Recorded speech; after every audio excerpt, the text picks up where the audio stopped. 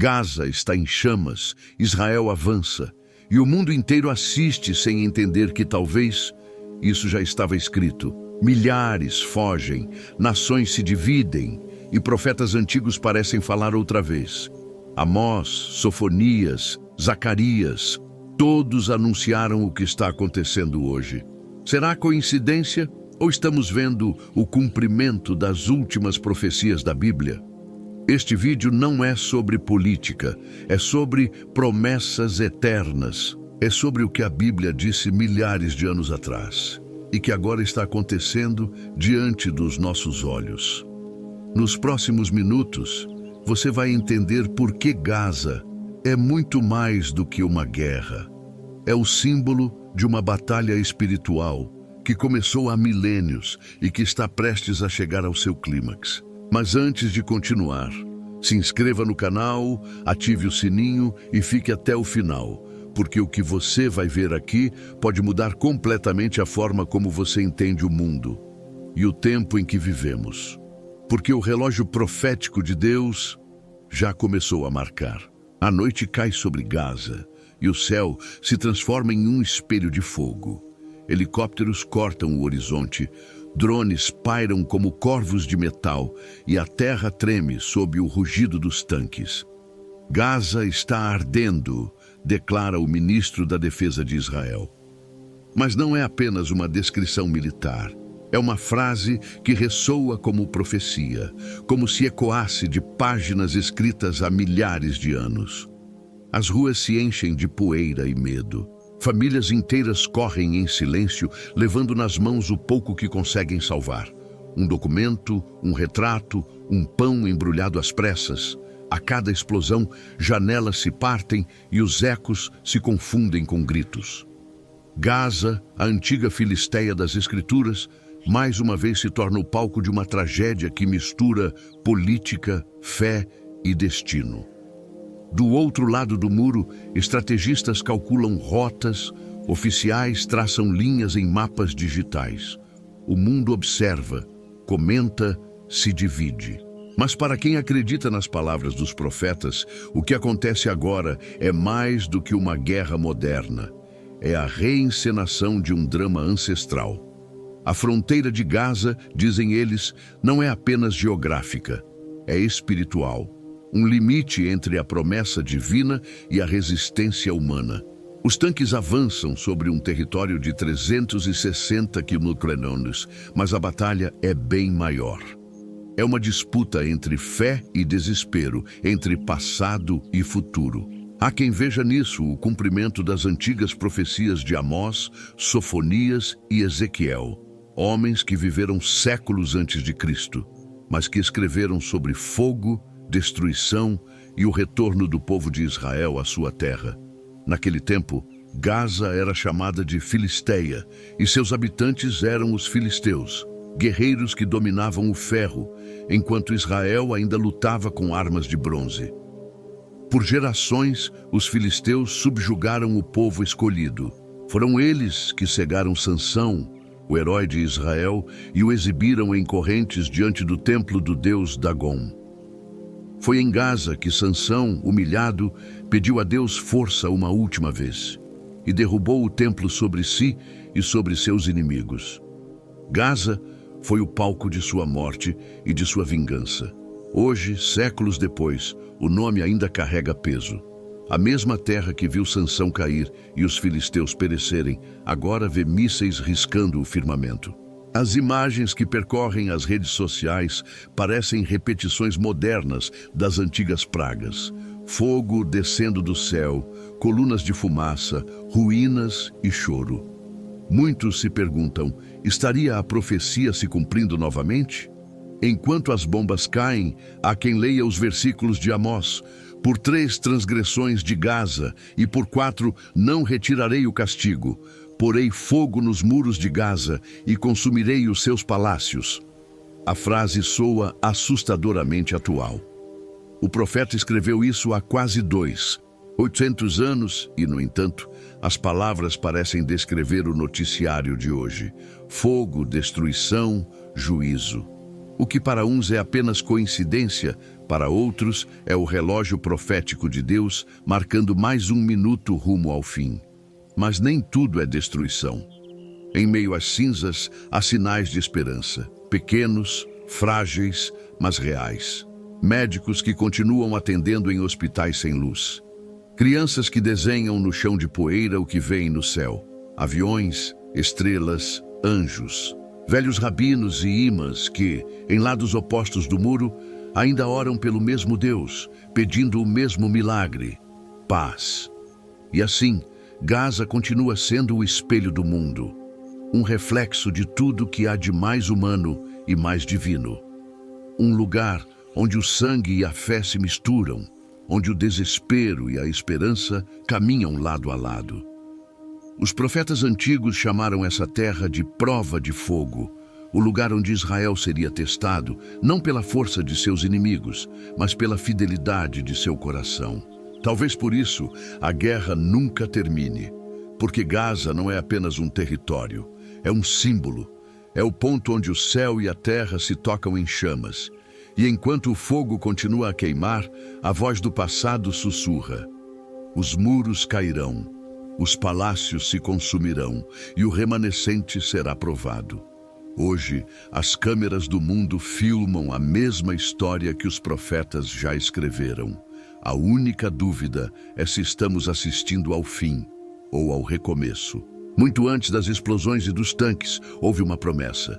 Uma noite silenciosa no deserto, um homem velho, de olhar cansado, ergueu os olhos para o céu e ouviu uma voz que não vinha do vento.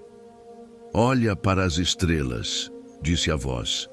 Assim será a tua descendência, e a tua semente darei esta terra, desde o rio do Egito até o grande rio, o Eufrates. O nome desse homem era Abraão. A partir daquele instante, começou a história que moldaria o destino de um povo, e séculos depois reacenderia guerras que ainda hoje queimam o mapa do Oriente Médio. Aquela promessa não era apenas um pacto entre Deus e um homem. Era uma aliança que atravessaria gerações. Chamaram-na de a promessa do grande Israel, uma visão de fronteiras amplas, de um território sagrado que se estenderia por regiões hoje conhecidas como Egito, Jordânia, Líbano, Síria, partes do Iraque e, claro, a Palestina. Uma profecia que para uns é esperança, para outros ameaça. Durante milênios, a promessa de Abraão adormeceu sob as ruínas das civilizações. Impérios surgiram e caíram, Babilônia, Roma, Bizâncio, o Islã. As fronteiras mudaram, os nomes mudaram, mas a promessa continuou a ecoar nas orações. Em cada Páscoa judaica, mesmo na diáspora, os filhos de Israel repetiam a mesma frase: no próximo ano, em Jerusalém. Era o lembrete de que o exílio não era o fim, mas uma pausa. E como toda promessa divina, o tempo não a apagou, apenas a amadureceu. Nos tempos modernos, a ideia do grande Israel voltou a surgir em discursos, mapas e interpretações proféticas. Alguns estudiosos dizem que certos líderes veem na reconstrução e expansão de Israel o cumprimento literal da promessa de Deus. Outros afirmam que o conceito foi distorcido, transformado em justificação política para conquistas territoriais. Mas, independentemente da leitura, a verdade permanece. A fé de Abraão ainda molda os passos de milhões de pessoas, mesmo após 4.000 anos. Quando o primeiro-ministro Benjamin Netanyahu afirmou que Israel deve garantir a segurança total de sua terra prometida, muitos lembraram desse versículo antigo.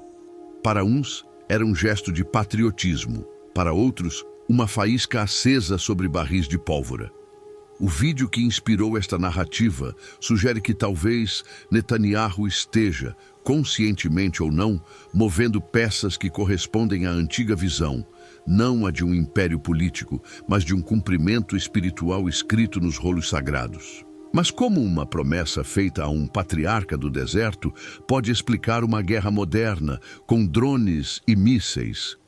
Porque para os olhos da fé, as guerras da terra são sombras de batalhas espirituais travadas há milênios.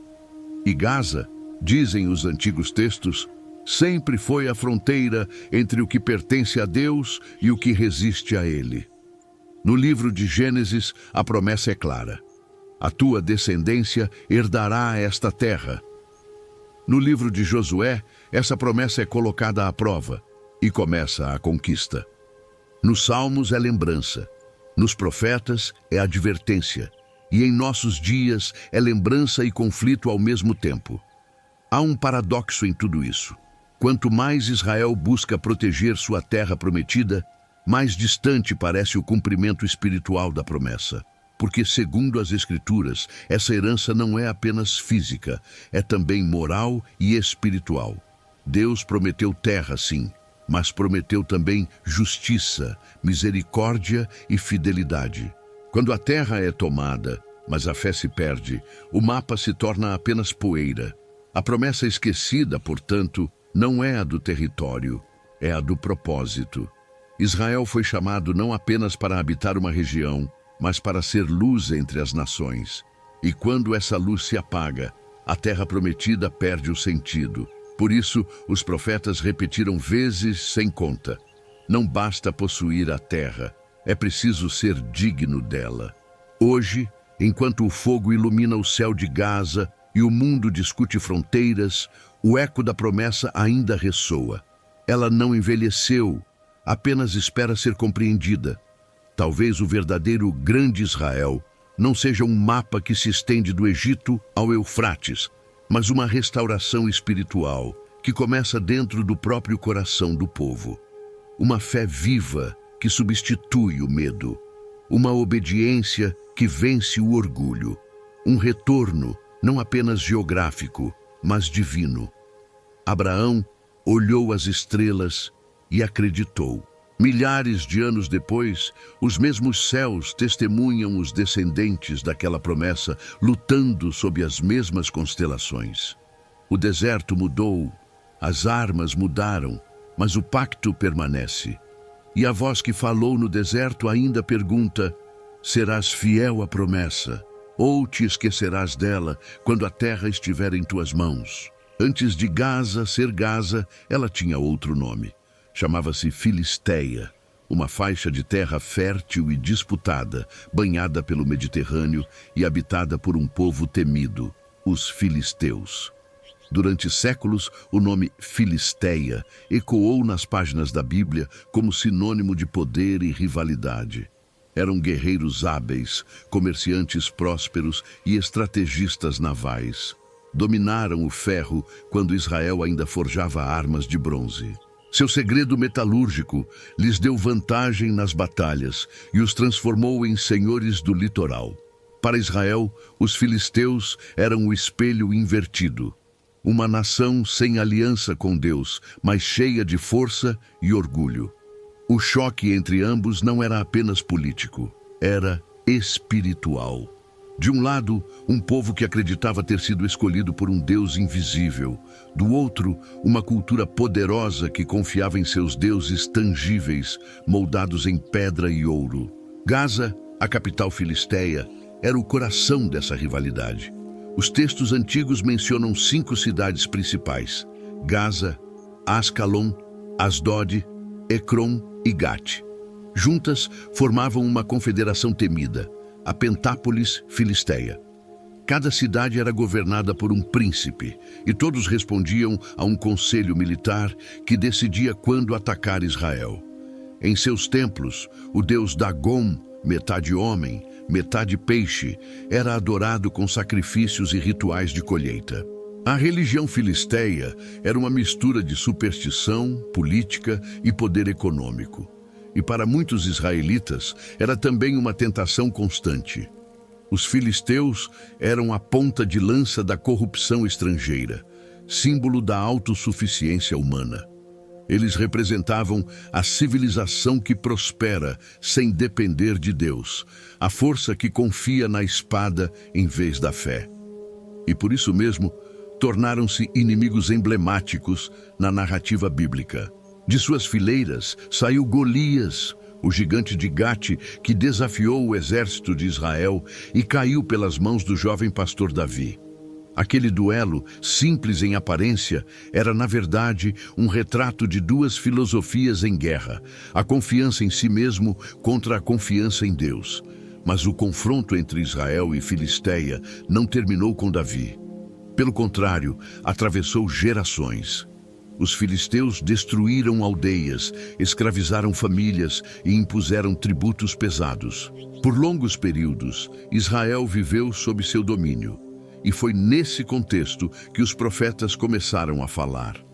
Não apenas como cronistas da opressão, mas como intérpretes do plano divino. Amós, Sofonias, Jeremias, Ezequiel.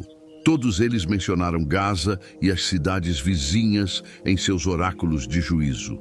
O castigo viria, disseram, e seria fogo. Prenderei fogo ao muro de Gaza e consumirei seus palácios. Amós 1:7. Gaza será desamparada e Ascalon ficará deserta. E de Sofonias 2:4.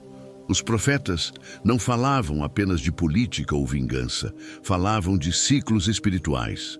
A soberba dos filisteus, o mesmo orgulho que fazia Golias zombar de Israel, representava a rebeldia humana diante do Criador. Assim, o juízo sobre Filisteia seria também uma metáfora universal, o colapso de toda civilização que se ergue sem Deus. Com o passar dos séculos, as palavras se cumpriram. Os filisteus desapareceram. Seus templos foram reduzidos a ruínas, seu idioma se perdeu, seus deuses viraram pó. Hoje, nada resta de Filisteia senão um nome, Gaza, e uma história que insiste em se repetir. Porque embora os filisteus tenham desaparecido, o espírito que os movia parece renascer em cada geração. A confiança no poder humano, a recusa em depender do divino, a ilusão de controle sobre o destino. Muitos teólogos afirmam que Gaza continua sendo um símbolo, um território de teste, onde Israel é provado espiritualmente. No livro de Juízes está escrito: estas são as nações que o Senhor deixou para provar Israel, os 5 príncipes dos filisteus. Deus, segundo essa passagem, não eliminou totalmente o inimigo. Deixou-o ali como espinho e lembrete, para que o povo jamais se esquecesse de confiar no Eterno e não em si mesmo. E talvez seja por isso que Gaza continua no centro da história, porque cada vez que o homem se esquece de Deus e se apoia em sua força, a sombra de Filisteia volta a surgir, não como um povo, mas como um espírito, o espírito da arrogância, da autossuficiência, do orgulho que precede a queda. Hoje, as bombas caem sobre as mesmas colinas que um dia viram Sansão acorrentado, e o eco das profecias volta a ser ouvido. Fogo sobre Gaza, destruição sobre os palácios. Mas se olharmos além da guerra, o que vemos é o mesmo teste que sempre existiu, o teste do coração humano, entre confiar no poder das armas ou no poder da fé, entre construir muros de ferro ou levantar altares de esperança. Gaza, a antiga Filisteia, continua a nos lembrar que impérios passam, mas as promessas de Deus não. O nome se perdeu na poeira da história, mas o significado permanece. E cada explosão moderna parece sussurrar uma advertência antiga. O que começa com soberba termina em cinzas. Há mais de 2.800 anos, um pastor e cultivador de figueiras caminhava pelas colinas de um pequeno povoado chamado Tecoa, ao sul de Jerusalém. Seu nome era Amós. Ele não era sacerdote nem profeta de profissão.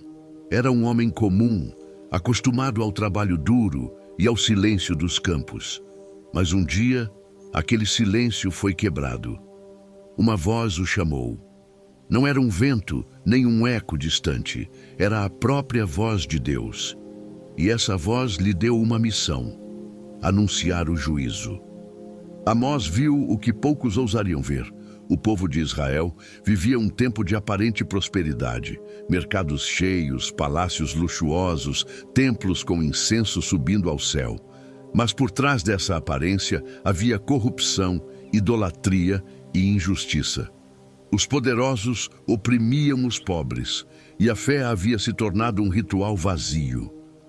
O profeta enxergou o abismo que se abria sob os pés de sua nação, e foi enviado para gritar antes que fosse tarde demais.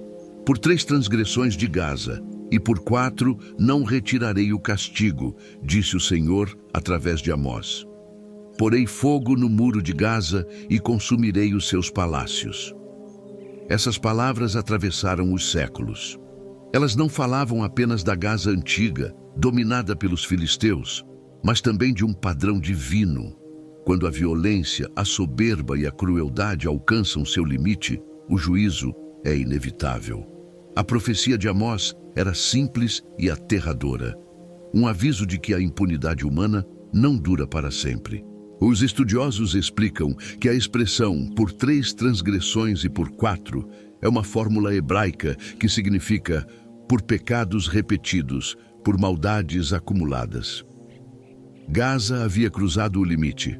Durante gerações, ela capturara povos vizinhos, escravizara inocentes e desprezara o sagrado. O fogo que Amós via não era apenas literal, era o símbolo do juízo divino, o colapso de uma cidade que havia se afastado da justiça. Mas por que o castigo viria dessa forma? Porque para Deus, o fogo purifica o que o homem corrompe. Na linguagem profética, o fogo é ao mesmo tempo destruição e redenção.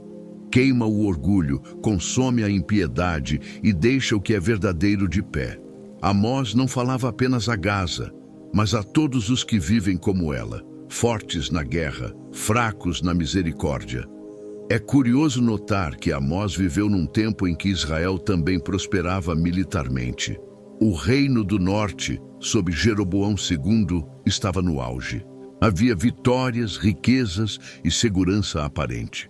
Mas o profeta sabia que esse brilho era enganoso. Ele denunciou as elites religiosas e econômicas, acusando-as de transformar a fé em moeda e a justiça em espetáculo. Vós, que oprimis o pobre e esmagais o necessitado, edificais casas de pedra lavrada, mas nelas não habitareis. Buscai ao Senhor e vivereis. O grito de Amós não era apenas condenação, era também um convite. Deus ainda oferecia um caminho de arrependimento. Mas como tantas vezes acontece, o povo não ouviu. Preferiram o conforto das aparências à dor da mudança, e assim as palavras do profeta se tornaram sentença. Hoje, quando lemos seu oráculo contra Gaza, sentimos o mesmo eco. Mais de 2 milênios se passaram, mas o ciclo se repete: violência, soberba, destruição. O muro de Gaza arde novamente, e as chamas iluminam o mesmo solo que Amós viu em visão. Alguns chamam isso de coincidência, outros chamam de cumprimento. Há quem diga que o verdadeiro foco da profecia de Amós não era punir os inimigos de Israel, mas lembrar Israel de sua própria vocação. Porque o profeta, logo após condenar Gaza, condena também Judá e Samaria. O juízo começa pela casa de Deus.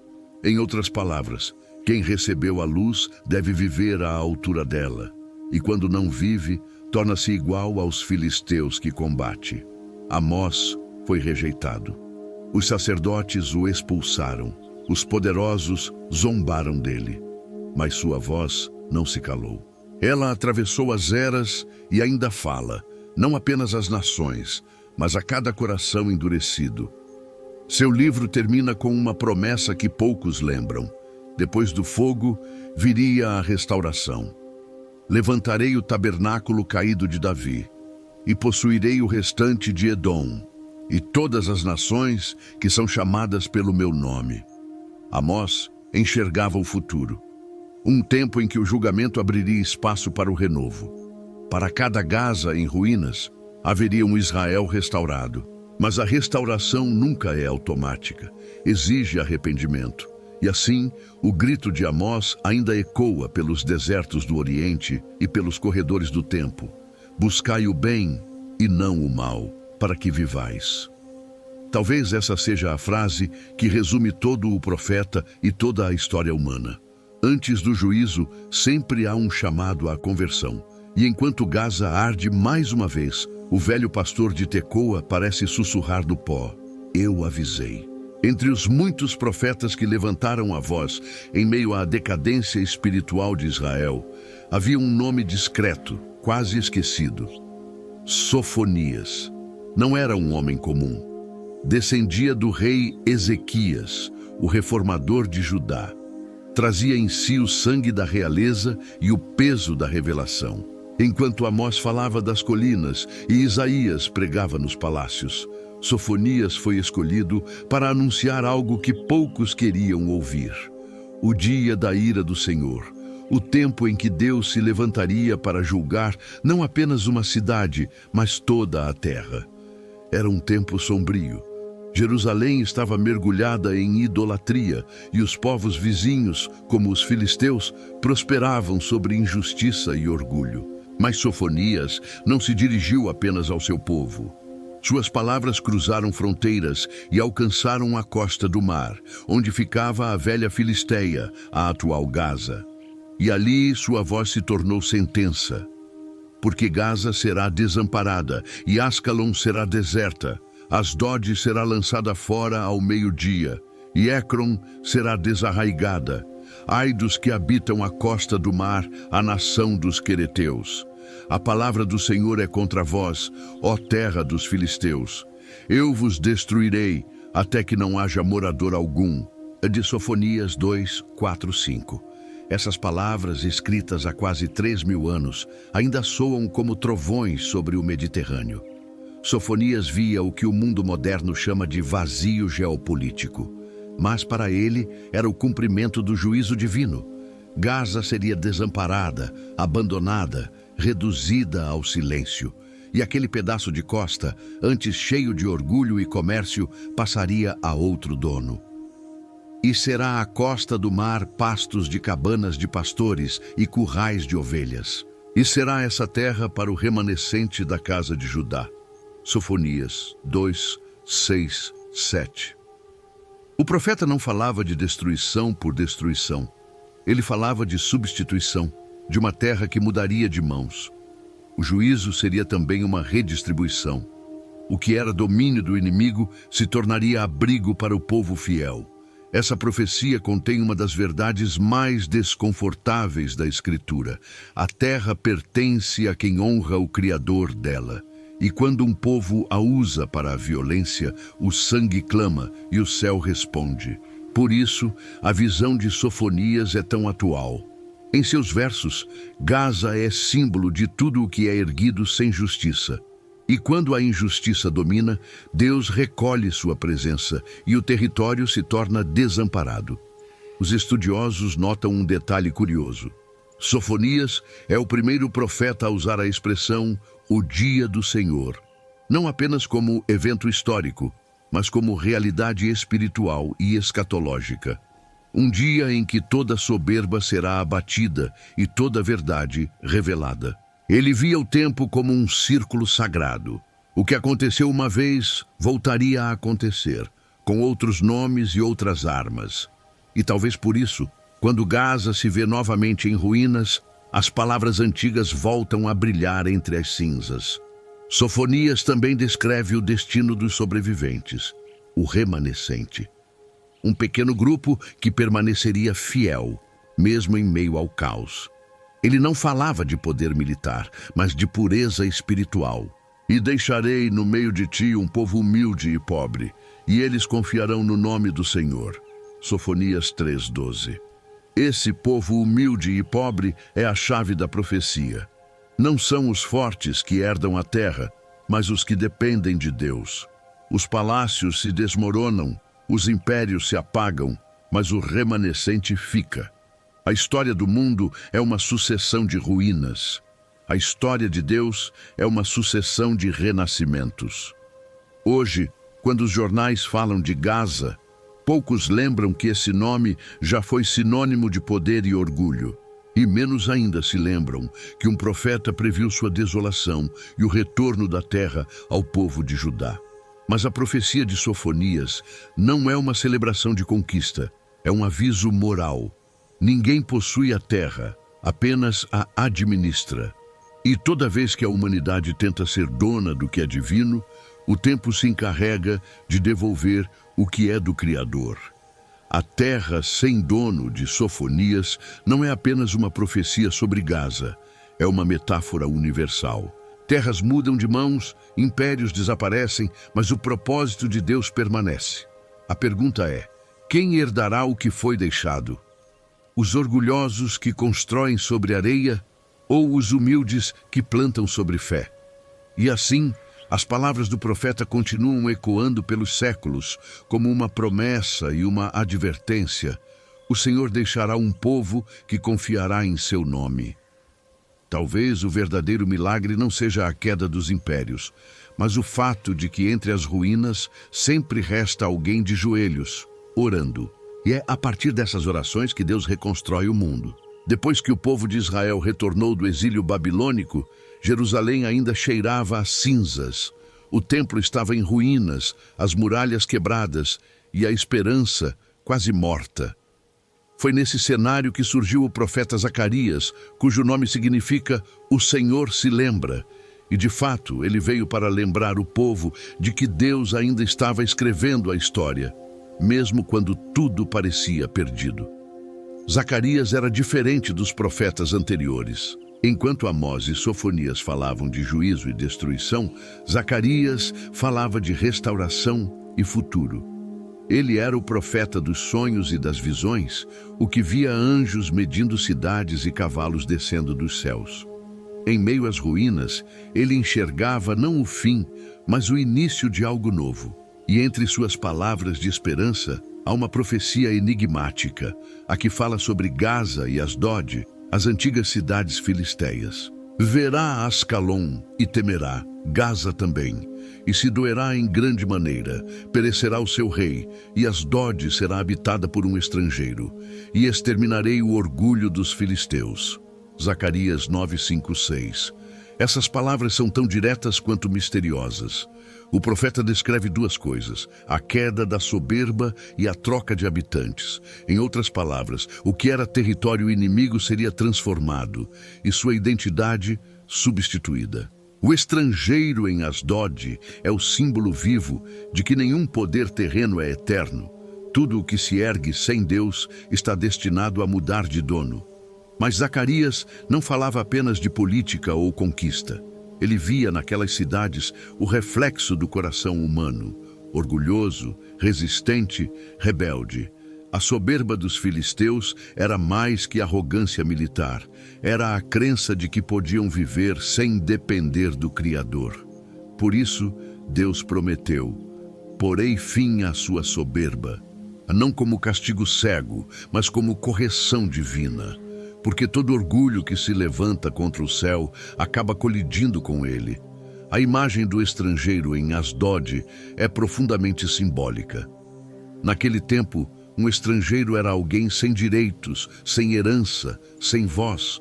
Mas aqui, o estrangeiro se torna o novo morador. O que antes era rejeitado se torna aceito. O que era exclusão vira redenção. É o prenúncio de algo que Zacarias anuncia mais à frente, a inclusão das nações no plano divino. E muitos povos virão e dirão: subamos ao monte do Senhor. Ou seja, a promessa não seria mais apenas para Israel, mas para todos os que invocassem o nome de Deus. Gaza, Asdod e Ascalon, símbolos da antiga inimizade, tornariam-se um dia parte do mesmo concerto espiritual. O estrangeiro seria o sinal da reconciliação futura. Mas enquanto essa visão espiritual pairava, o contexto histórico era duro. O Império Persa dominava e o povo de Judá vivia sob vigilância. Os vizinhos, incluindo as antigas terras dos filisteus, estavam inquietos. A paz parecia impossível. E ainda assim, Zacarias profetizava esperança. e falarei paz às nações, e o seu domínio se estenderá de mar a mar. Zacarias 9:10. É impossível ignorar a semelhança com os dias atuais. Mais de 2000 anos depois, Gaza ainda é território de conflito, orgulho e dor. Mas as palavras do profeta continuam ecoando. Porei fim à soberba dos filisteus. A soberba, no sentido bíblico, é viver como se Deus não existisse. E enquanto o homem continuar acreditando que é dono da terra, a história continuará a se repetir. Zacarias enxergava além do imediato. Ele via um futuro onde não haveria mais estrangeiros, porque todos conheceriam o Senhor.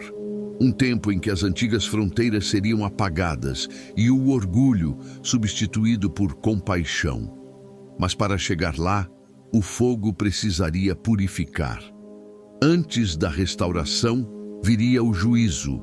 Antes da paz, a provação. Talvez por isso, suas profecias sejam como o nascer do sol depois de uma tempestade. Ainda há nuvens no céu, mas a luz já começa a romper. O estrangeiro em Asdod é, portanto, um símbolo de esperança. O primeiro sinal de que Deus transforma o inimigo em aliado, o estranho em irmão, o deserto em jardim. Hoje, enquanto o noticiário fala de destruição, as palavras de Zacarias continuam pulsando nas entrelinhas da história. O Senhor se lembrará de Sião e escolherá Jerusalém novamente. O mesmo Deus que humilha os soberbos é aquele que exalta os humildes. O mesmo que remove reis é o que planta paz. E o mesmo que transforma ruínas em moradas pode um dia fazer da própria Gaza um altar. Muito antes de tanques e drones cruzarem o deserto, antes de profecias serem interpretadas como manchetes, um homem caminhou sozinho até Gaza. Seu nome era Sansão, o último dos juízes de Israel, o homem cuja força vinha diretamente do Espírito de Deus e cuja fraqueza nascia de seu próprio coração. A história de Sansão é uma das mais intensas e simbólicas das Escrituras. Desde o ventre, ele havia sido escolhido. Um anjo anunciara a seus pais que o menino seria nazireu, consagrado a Deus. Jamais tocaria em vinho, jamais cortaria o cabelo, jamais se afastaria do propósito divino. Mas a promessa que o fez nascer também seria o fardo que o destruiria. O livro de Juízes conta que Sansão amava as mulheres filisteias, as mesmas que o povo de Israel temia. Seu coração inquieto o levou várias vezes até Gaza. Foi lá, entre muros inimigos, que ele buscou prazer e mais tarde conheceu a traição. Ali, a força que antes derrubava leões se transformou em fraqueza diante da sedução de Dalila. Dalila, cujo nome significa aquela que enfraquece, foi o instrumento que o inimigo usou para quebrar o homem mais forte de Israel. Com doçura e engano, arrancou-lhe o segredo. Minha força está no cabelo, sinal da aliança com Deus. Enquanto Sansão dormia, ela chamou os filisteus. Tesouras cortaram o símbolo de sua consagração, e o Espírito do Senhor se afastou dele. Ao despertar, ele tentou lutar, mas era tarde. Os inimigos o capturaram, cegaram seus olhos e o levaram cativo para Gaza. Lá, na cidade do ferro e da idolatria, o herói de Israel foi transformado em escravo. Preso com correntes de bronze, girava a mó como um animal, moendo grãos no cárcere. Os mesmos que antes temiam sua força, agora o ridicularizavam. E como se o tempo tivesse parado, a história repetia o que Amós e Sofonias previram séculos depois. Gaza, a cidade da soberba, zombando do povo de Deus, sem perceber que o juízo se aproximava. Cego e humilhado, Sansão foi levado ao templo de Dagom, o deus dos filisteus, para servir de espetáculo durante uma grande festa. A multidão o aplaudia enquanto os príncipes ofereciam sacrifícios e cantavam: Nosso Deus entregou em nossas mãos o inimigo de Israel. Mas ali, nas sombras daquele templo, algo acontecia em silêncio. O cabelo de Sansão começava a crescer novamente. E com cada fio que renascia, também renascia a fé que ele havia perdido. Com o coração quebrado, Sansão orou, talvez pela primeira vez em muito tempo: Senhor Deus, lembra-te de mim. Dá-me força só mais esta vez, para que eu vingue os meus olhos dos filisteus.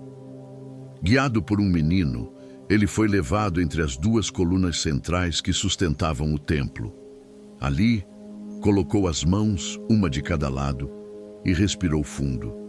O silêncio se fez por um instante, o tipo de silêncio que antecede a eternidade. Então, com um grito que ecoou por gerações, Sansão empurrou as colunas com toda a sua alma. As pedras estremeceram. O teto ruiu.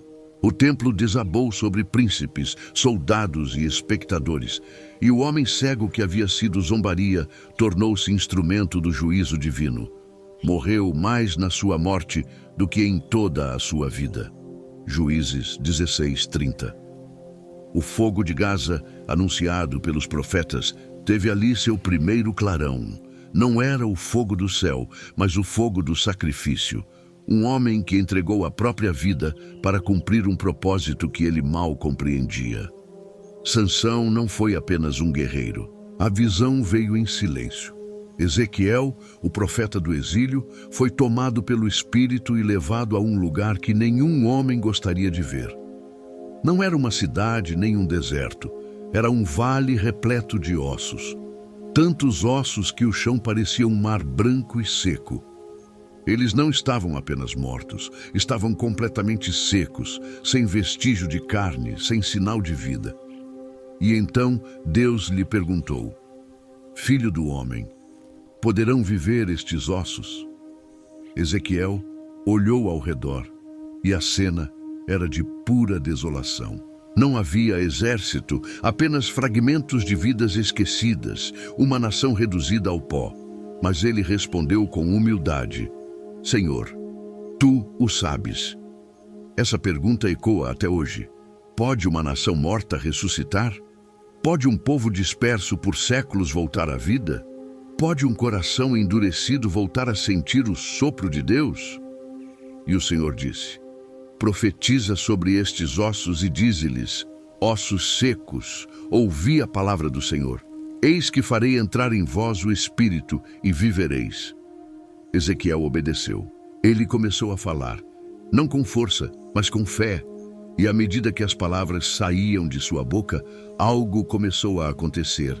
Primeiro, um som distante, um estalo leve, como madeira rachando. Depois, um tremor. Os ossos começaram a se mover. Cada osso buscava seu par. Crânios rolavam, costelas se alinhavam, colunas se erguiam. Em pouco tempo, o vale se transformou num campo de esqueletos completos, encaixados como peças de um quebra-cabeça divino. Mas ainda não havia vida. Então Deus falou novamente: Profetiza ao Espírito, filho do homem, e dize: Vem dos quatro ventos, ó Espírito, e sopra sobre estes mortos para que vivam. Ezequiel levantou as mãos e obedeceu. O vento veio, suave e poderoso ao mesmo tempo. Era o Ruach, o sopro de Deus, o mesmo que animou Adão no princípio. O vento percorreu o vale e entrou nos corpos. De repente, os peitos começaram a se mover, o ar encheu os pulmões e os olhos se abriram. O que antes era um cemitério, agora se tornava um exército vivo. E puseram-se em pé, um exército grande em extremo. Ezequiel 37:10. Então o Senhor revelou o mistério. Filho do homem, estes ossos são toda a casa de Israel. Eles dizem: Nossos ossos se secaram, pereceu a nossa esperança. Mas eis que abrirei as vossas sepulturas e vos farei subir delas, e vos trarei de volta à terra de Israel. A visão do vale não era apenas uma metáfora, era uma profecia nacional. Israel estava morto espiritualmente, disperso entre as nações, sem templo, sem rei, sem voz. Mas Deus prometeu que o traria de volta, que reuniria seus filhos do norte, do sul, do leste e do oeste, e lhes devolveria a vida e a terra. Séculos depois, o impossível aconteceu. Depois de 2000 anos de exílio, perseguição e dor, o povo judeu voltou à sua terra. Em 1948, nasceu o Estado de Israel. E naquele dia, milhões lembraram das palavras de Ezequiel. O vale de ossos secos havia ressuscitado. A profecia antiga, escrita nas margens do exílio, tornara-se manchete nos jornais. Os ossos se uniram, a carne voltou. Mas, como Ezequiel viu, ainda faltava o sopro. O retorno físico foi apenas o primeiro passo. O profeta descreve 3 estágios da restauração: os ossos, a carne e o espírito. Israel já recuperou o corpo, o território, a língua, a cultura. Mas o espírito, o Ruach, ainda não desceu plenamente. A restauração espiritual ainda está por vir. E quando vier, será o despertar final, o segundo Pentecostes, o renascimento do coração de toda uma nação. Ezequiel viu tudo antes de acontecer. Ele viu o exílio, o retorno e o renovo. Mas também viu o que viria depois. Um tempo de grande guerra e de grande glória. O Vale dos Ossos Secos não termina com a vida voltando, termina com a promessa: e sabereis que eu sou o Senhor. Hoje, quando o mundo olha para o Oriente Médio e vê ruínas e medo, Deus olha e vê sementes de ressurreição. Ele ainda sopra sobre ossos secos. Ele ainda dá vida ao que o mundo chama de morto. E talvez o vale não seja apenas geográfico. Talvez seja também o nosso próprio coração. Porque cada alma cansada, cada fé esquecida, cada esperança perdida é um osso seco esperando o sopro do Espírito. E quando o vento vier, nada permanecerá igual. Foi um espelho da própria nação de Israel. Forte em promessa, fraco em fidelidade, restaurado em meio à ruína. Gaza, naquele dia, provou do poder e da justiça divina. Mas a lição era mais profunda. Deus não abandona os seus, mesmo quando eles se perdem. A força que havia partido voltou no momento em que Sansão se humilhou. E o homem que caiu por orgulho foi erguido pela graça. Séculos depois, quando as bombas voltam a cair sobre as mesmas colinas, o eco daquela história ressoa novamente. Gaza, a cidade onde Sansão foi humilhado, continua sendo palco de tragédias e renascimentos. E talvez, de algum modo invisível, o mesmo fogo espiritual ainda arde sob suas ruínas, lembrando à humanidade que o orgulho sempre precede a queda e que a verdadeira força não está no poder, mas na entrega. Hoje, entre as pedras e as chamas, Gaza continua sendo símbolo da luta entre a vontade humana e o propósito divino. E cada vez que o mundo tenta erguer muros mais altos, o Espírito Eterno sussurra do pó: a força pertence àquele que reconhece sua fraqueza. Durante séculos, o nome de Israel viveu apenas nas páginas da Bíblia e nas orações dos exilados. Era uma lembrança, um sonho, uma esperança sussurrada entre lágrimas à beira de rios estrangeiros. O povo estava espalhado, da Babilônia a Roma, da Espanha à Polônia, do Marrocos à Rússia, como poeira levada pelo vento. Mas em cada Páscoa, onde quer que estivessem, os judeus repetiam as mesmas palavras: no próximo ano, em Jerusalém. Essas 4 palavras sustentaram uma nação morta, mantiveram viva uma promessa que parecia impossível. O Vale dos Ossos Secos de Ezequiel parecia eterno, até que, de repente, começou a tremer. O século XX foi o palco desse tremor. Após 2000 anos de dispersão, perseguição e exílio, Israel começou a renascer.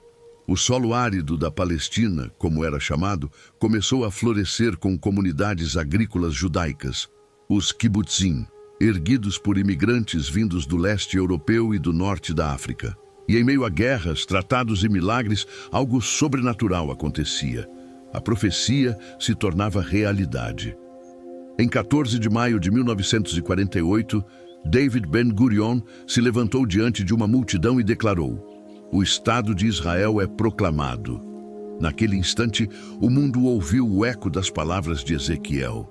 Eis que abrirei as vossas sepulturas e vos trarei à terra de Israel. A nação renasceu, uma nação ressuscitada das cinzas do Holocausto. Os judeus que sobreviveram aos campos de extermínio desembarcavam nas praias do Mediterrâneo com os números tatuados nos braços e lágrimas nos olhos. Tinham perdido tudo: família, casa, língua, identidade, mas haviam ganhado algo maior: um lar prometido por Deus. O renascimento de Israel foi um evento sem paralelo na história da humanidade. Nunca antes uma nação destruída havia retornado à vida depois de 2 milênios. Nenhum outro povo havia mantido sua fé, sua língua e sua esperança por tanto tempo. Era como se o próprio relógio de Deus tivesse voltado a girar. O hebraico, idioma que havia morrido séculos antes, foi restaurado e se tornou a língua oficial do novo Estado. O deserto começou a florescer, o povo voltou a plantar, a colher e a cantar nos mesmos vales onde Davi havia pastoreado ovelhas e escrito salmos. Era mais do que geopolítica, era profecia pura. E quem tinha olhos espirituais reconhecia o cumprimento literal das Escrituras. Isaías havia dito: o deserto florescerá como o lírio. E Ezequiel profetizara: os ossos viverão. Ambas as promessas se cumpriam diante dos olhos do mundo. Mas como em toda a história bíblica, a bênção veio acompanhada da batalha. No mesmo dia da proclamação da independência, 5 nações árabes declararam guerra ao recém-nascido Estado de Israel. Contra todas as probabilidades, o povo sobrevivente de guerras e exílios resistiu. Sem exército estruturado, com armas improvisadas e fé inabalável, eles venceram. A mão de Deus parecia mover os acontecimentos como outrora nas guerras de Josué e Davi. Desde então, Israel sobreviveu a múltiplos conflitos, embargos, ataques e pressões internacionais, e ainda assim floresce. Transformou desertos em campos férteis, transformou perseguidos em cientistas, inventores e pioneiros. Em 75 anos, tornou-se uma das nações mais tecnológicas do planeta, exportando água, energia, conhecimento e inovação. Mas, acima de tudo, Israel continua sendo o relógio espiritual do mundo. Cada movimento seu faz as profecias pulsarem novamente. Entretanto, o renascimento físico ainda não completou o plano de Deus. O profeta Ezequiel viu que os ossos ganhariam carne, mas ainda faltava o sopro, o ruach, o Espírito de Deus. Israel voltou à terra, mas ainda busca o alento do Espírito. O avivamento espiritual prometido ainda está por vir. Os profetas anunciaram que esse despertar será como um segundo Pentecostes, não apenas sobre alguns discípulos, mas sobre toda uma nação. Joel escreveu: derramarei o meu espírito sobre toda a carne, vossos filhos profetizarão, vossos anciãos sonharão. E Paulo, séculos depois, completou o mistério. Quando entrar a plenitude dos gentios, então todo Israel será salvo. Romanos 11, 26. O renascimento físico de Israel foi o primeiro passo. O espiritual será o último. E quando o vento de Deus soprar novamente sobre Sião, a história alcançará seu clímax. A higuera já floresceu. E Jesus disse que quando isso acontecesse, o verão estaria próximo. O despertar de Israel, portanto, não é apenas a história de um povo. É o sinal de que o relógio profético de Deus está em contagem regressiva. E cada dia que passa é mais uma página escrita na realização do plano eterno. Que a nação que morreu sem fé volte a viver para a glória de seu Criador. Quando Ezequiel pensou que já havia visto tudo, o exílio, o vale dos ossos secos, o renascimento de Israel, Deus o levou a uma última visão. Uma visão de fogo, de guerra e de juízo. Era o capítulo final do plano divino.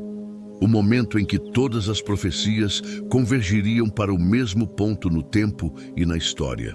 E o nome dessa visão ecoa como um trovão entre os profetas e os séculos: Gog e Magog. Veio a mim a palavra do Senhor, dizendo: Filho do homem, põe o teu rosto contra Gog, da terra de Magog, príncipe de Ros, Meseque e Tubal, e profetiza contra ele. Ezequiel 38, 1-2. O profeta vê uma coalizão de nações se levantando contra Israel. Não um Israel antigo e frágil, mas um Israel restaurado, confiante, habitando em segurança em sua terra. A profecia descreve que Gog, um líder do norte, formará uma aliança com várias nações: Pérsia, Irã, Cuxi, Sudão, Puti, Líbia, Gomer e Togarma, Turquia. Eles virão como nuvem que cobre a terra, com exércitos numerosos e intenções destrutivas. Seu objetivo? Saquear, dominar e apagar Israel do mapa. Mas o profeta revela um detalhe que muda tudo. Eu te porei anzóis nos queixos e te farei subir contra o meu povo Israel. Não é Gog quem decide atacar, é Deus quem o conduz. O ataque é uma armadilha divina. O palco da guerra é montado para uma revelação global, o poder de Deus diante das nações. Ezequiel descreve o que acontece a seguir com uma força quase cinematográfica. Naquele dia haverá um grande terremoto em Israel. As montanhas se abaterão, os muros cairão por terra. Chamarei a espada contra Gog, cada um voltará sua espada contra o outro. E farei chover sobre ele e sobre os seus exércitos saraiva, fogo e enxofre. Ezequiel 38, 19, 22. É o caos total. As armas humanas se voltam umas contra as outras. O céu se abre em juízo. O fogo desce, não como um bombardeio humano, mas como resposta divina. O Deus que soprou vida sobre ossos secos agora sopra juízo sobre exércitos vivos. E no fim, o Senhor declara: serei engrandecido e santificado, e saberão as nações que eu sou o Senhor. Essa não é apenas uma guerra militar, é uma guerra espiritual. Israel é o cenário, mas o propósito é universal: revelar o nome de Deus ao mundo inteiro. Os povos se unem para destruir, e Deus usa sua própria união para revelar sua glória. É o juízo final sobre o orgulho humano, sobre a soberba das nações que acreditam governar sem o Criador. Séculos depois, o apóstolo João, no livro do Apocalipse, retomaria essa visão. E Satanás sairá a enganar as nações dos quatro cantos da terra, Gog e Magog, para ajuntá-las em batalha. E subiram sobre a largura da terra e cercaram o acampamento dos santos, mas desceu fogo do céu e os consumiu. Apocalipse 20, 8, 9. É o mesmo cenário, a mesma guerra, o mesmo fim. As nações cercam Jerusalém e o próprio Deus intervém. Não há batalha prolongada, não há dúvida sobre o vencedor. O fogo do céu desce e a soberba humana é queimada de uma vez por todas. Os estudiosos debatem se a guerra de Gog e Magog será literal ou simbólica, se ocorrerá antes ou depois do reinado messiânico. Mas o sentido espiritual é incontestável. É o clímax da história humana, o confronto final entre a luz e as trevas, entre o reino de Deus e o sistema do mundo. E quando o pó se assentar, o que restará? Jerusalém, não destruída, mas renovada. O Monte das Oliveiras, não em ruínas, mas partido ao meio para abrir o caminho do rei. Porque Zacarias também viu o mesmo momento e escreveu: e naquele dia estarão os pés do Senhor sobre o Monte das Oliveiras, e o Senhor será rei sobre toda a terra. E Zacarias 14, 4, 9. Esse é o desfecho de todas as profecias, o retorno do Messias. O mesmo que foi rejeitado, crucificado e coroado com espinhos, voltará coroado de glória. A guerra de Gog e Magog não termina com destruição, mas com restauração. O mundo inteiro verá o que os profetas viram. Israel não é apenas uma nação, é o relógio profético do Criador. Cada conflito, cada lágrima, cada batalha é mais um passo rumo ao dia em que a paz deixará de ser promessa e se tornará presença. O tempo das nações se esgota, o tempo do reino se aproxima. E quando o fogo final se apagar, quando os exércitos caírem e o silêncio cobrir a terra, ouvir-se-á uma única voz clara e eterna. O Senhor reina em Sião, e o seu reino não terá fim. Há histórias que nascem no pó e morrem no silêncio, mas há outras que atravessam os séculos como relâmpagos na noite. A história de Israel é uma dessas. Ela começou com um homem idoso olhando as estrelas. Abraão, a quem Deus prometeu uma terra, um povo e um propósito eterno. E milhares de anos depois, essa mesma promessa ainda pulsa, viva, desafiando impérios, guerras e o próprio tempo. Desde o chamado em Ur até o renascimento em 1948, Israel foi, e continua sendo, o palco onde o invisível se torna visível. Os profetas que falaram em desertos e palácios deixaram marcas que nenhuma civilização conseguiu apagar.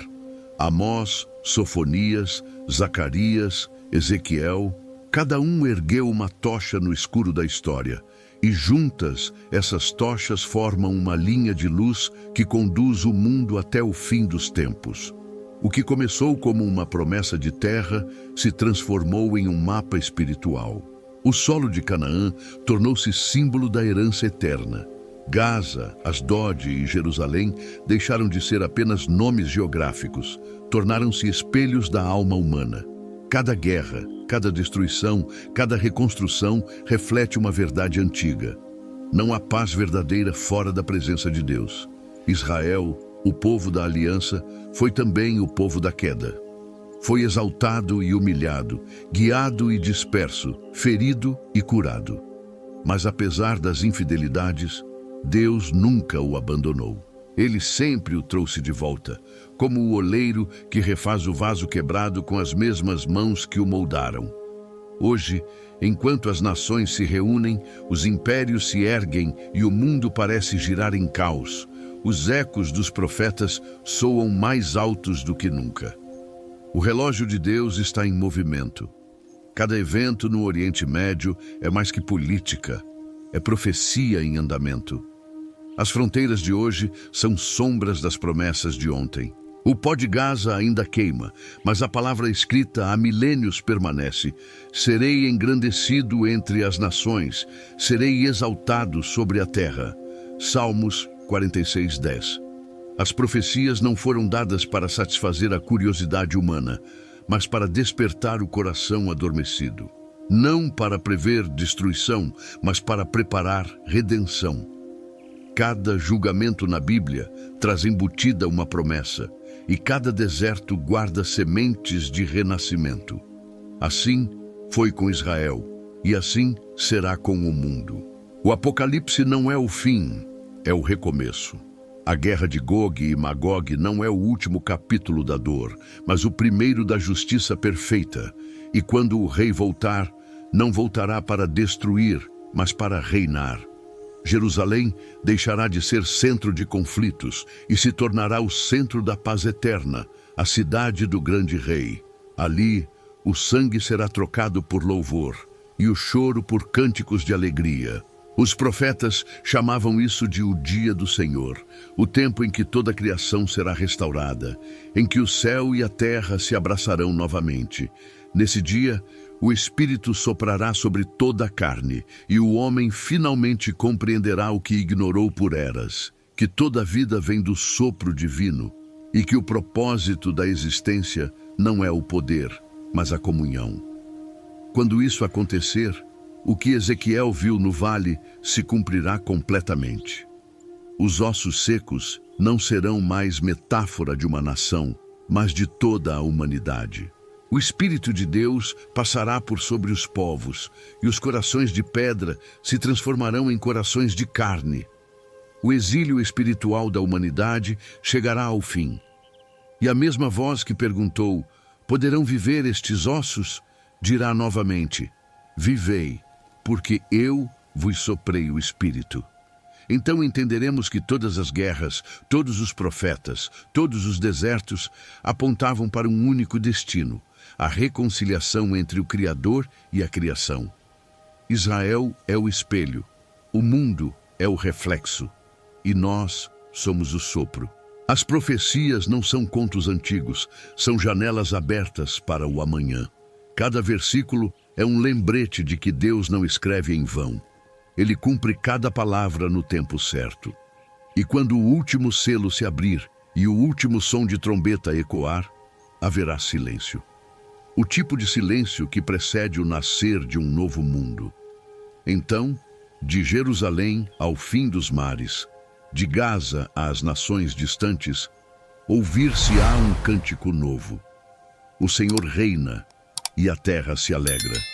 Os céus proclamam a sua glória. E o seu reino não terá fim. A história não terminou, apenas começou o seu último capítulo. E a cada geração, o sopro do Espírito continua perguntando: de que lado da eternidade você escolherá estar?